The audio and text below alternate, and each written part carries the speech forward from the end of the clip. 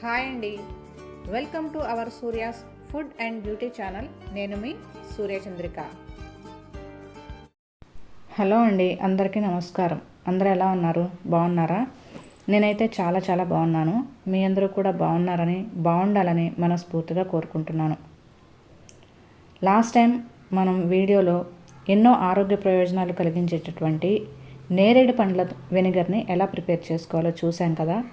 మరి ఈ నేరేడు పండ్లతో వెనిగర్ ప్రిపేర్ చేయగా వచ్చినటువంటి పిప్పితో, అంటే ఆ పండ్ల నుంచి జ్యూస్ ఎక్స్ట్రాక్ట్ చేయగా మనకి మిగిలినటువంటి ఫైబర్ని కూడా వేస్ట్ చేయకుండా ఆ పిప్పితో కూడా నేను ఒక టేస్టీ అండ్ హెల్దీ రెసిపీని చేశానన్నమాట. ఇందులో కూడా ఈ పిప్పిలో కూడా ఎన్నో ఔషధ గుణాలు ఉంటాయి. మనం దానిని కూడా వేస్ట్ చేయకూడదు కదా. అందుకే నేను దాంతో ఒక మంచి టేస్టీ అండ్ హెల్దీ రెసిపీని ప్రిపేర్ చేశాను. మరి ఆ రెసిపీ ఏంటి, ఆ రెసిపీని ప్రిపేర్ చేసుకోవడానికి మనకి ఏమేమి ఇంగ్రీడియంట్స్ కావాలి అనే విషయాలన్నీ తెలుసుకోవాలంటే మనం వీడియోని స్టార్ట్ చేయాలి. వీడియోని స్టార్ట్ చేసే ముందు అందరికీ ఒక చిన్న రిక్వెస్ట్ అండి.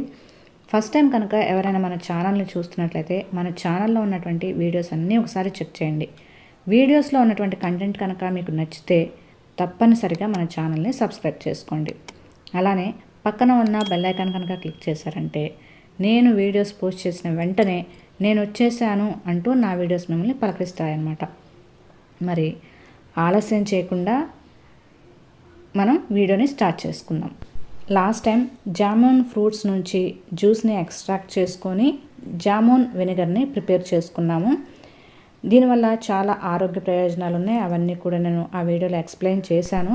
ఆ వీడియో కనుక ఎవరైనా చూడకపోతే ఆ వీడియో లింక్ నేను డిస్క్రిప్షన్లో ఇస్తాను, అలానే ఎండ్ స్క్రీన్లో కూడా యాడ్ చేస్తాను. ఆ వీడియోని కూడా ఒకసారి చెక్ చేయండి. మరి ఈ నేరేడు పండ్ల నుంచి జ్యూస్ ఎక్స్ట్రాక్ట్ చేయగా మనకి ఈ విధంగా పిప్పి అనేది మిగిలిపోతుంది కదా. ఈ పిప్పిని మనం వేస్ట్ చేయవలసిన అవసరం లేదు.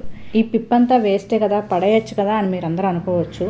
కానీ ఫ్రూట్ నుంచి జ్యూస్ ఎక్స్ట్రాక్ట్ చేయగా మనకి చాలా వరకు ఫైబర్ అనేది దీనిలో ఉంటుంది. ఈ ఫైబర్ మన బాడీకి ఎంత అవసరమో మీ అందరికీ తెలుసు కదా. మన డైజెస్టివ్ సిస్టమ్ హెల్తీగా ఉండడానికి కానీ, వేస్ట్ని బయటికి పంపించడానికి కానీ మనకి ఫైబర్ అనేది చాలా అవసరం అన్నమాట. కనుక ఈ ఫైబర్ని కూడా వేస్ట్ చేయకుండా నేను మంచి రెసిపీని ప్రిపేర్ చేస్తున్నాను. అదేంటంటే గుల్కంద్ అన్నమాట. అవునండి, నేరేడు పండ్లతో కూడా గుల్కంద్ చేసుకోవచ్చు.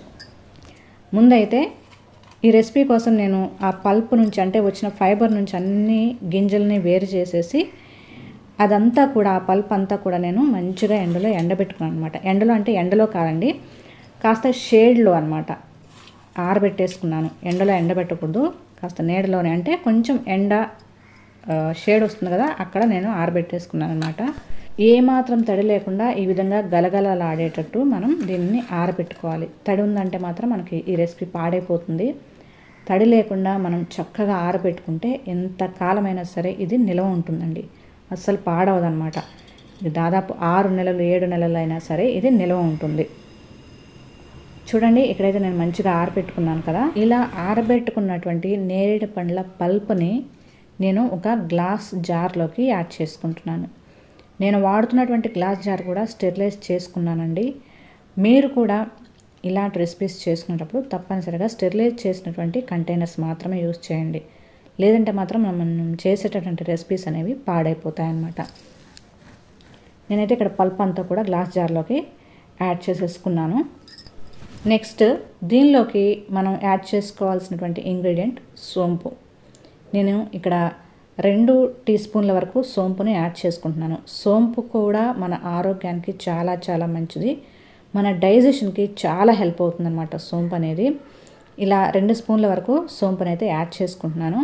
యాడ్ చేసుకున్న తర్వాత ఈ బాటిల్కి మూత పెట్టేసి మనం జస్ట్ ఇలా షేక్ చేసుకున్నామంటే చాలండి.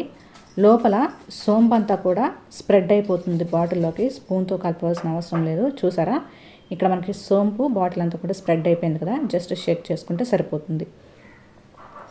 తర్వాత మనం ఫైనల్గా యాడ్ చేసుకోవాల్సినటువంటి ఇంగ్రీడియంట్ తేనె అండి.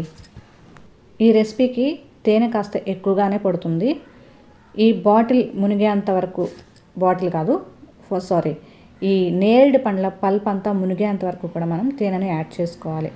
ఒకవేళ మీ దగ్గర అంత తేనె కలక లేకపోతే పటిక బెల్లం ఉంటుంది కదా, కొద్దిగా పటిక బెల్లాన్ని యాడ్ చేసుకొని మిగిలింది ఈ తేనెను కూడా యాడ్ చేసుకోవచ్చు. పటిక బెల్లం యాడ్ చేసుకోవాలనుకుంటే మీరు ఈ నేరేడు పండ్ల పల్పని పటిక బెల్లంని జస్ట్ ఒక్కసారి మిక్సీ పట్టండి, లైట్గా పౌడర్ అయినట్టు అవుతుంది. ఆ విధంగా మిక్సీ పట్టిన తర్వాత గ్లాస్ జార్లోకి యాడ్ చేసుకొని సోంపు యాడ్ చేసుకొని ఈ విధంగా తేనెని యాడ్ చేసుకుంటే మనకి రెసిపీ అనేది రెడీ అయిపోతుంది అనమాట. సగం తేనె సగం పటిక బెల్లంతో కూడా మనం ఈ రెసిపీని ప్రిపేర్ చేసుకోవచ్చు అనమాట. ఈరోజు నేనైతే తేనెతోనే ప్రిపేర్ చేసుకుంటున్నాను అనమాట. ఒకసారి ఈ విధంగా స్పూన్తో నొక్కుకున్నామంటే ఆ పల్ప్ అంతా కిందకి వెళ్ళడము, ఆ తేనె అంతా కూడా మొత్తం అడ్జస్ట్ అవుతుందన్నమాట బాటిల్లో. తప్పనిసరిగా ఈ పల్ప్ అంతా మునిగేంత వరకు మనం తేనెను యాడ్ చేయాల్సిందే అండి, లేదంటే కనుక మనకి ఈ రెసిపీ అనేది డ్రైగా ఉంటుందన్నమాట.